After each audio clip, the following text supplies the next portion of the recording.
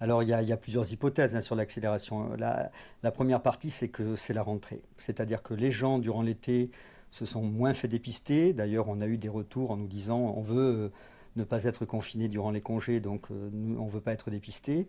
Donc là, maintenant, les gens rentrent, veulent être dépistés avant la rentrée des classes, avant la reprise du travail.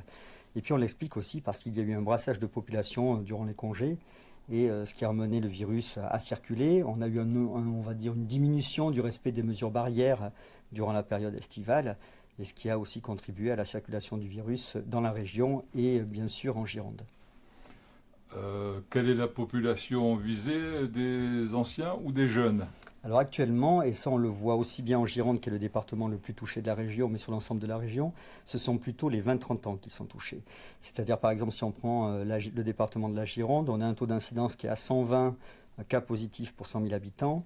Et lorsqu'on s'intéresse aux classes d'âge, chez les 20-30 ans, ce taux passe à plus de 450 pour 100 000 habitants. Donc c'est vraiment une classe d'âge particulière.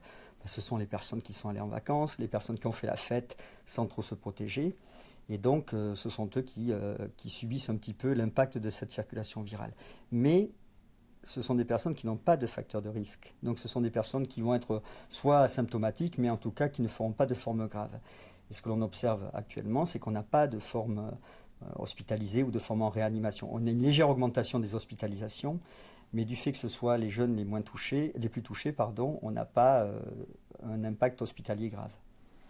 Est-ce que vous envisagez des prévisions pour le mois de septembre? Est-ce que vous êtes optimiste ou pas? Alors pour le moment, on va dire qu'on est très prudent. Pourquoi? Parce que justement, si le virus continue de circuler activement dans la population, à un moment donné, ce virus va rencontrer les personnes les plus fragiles.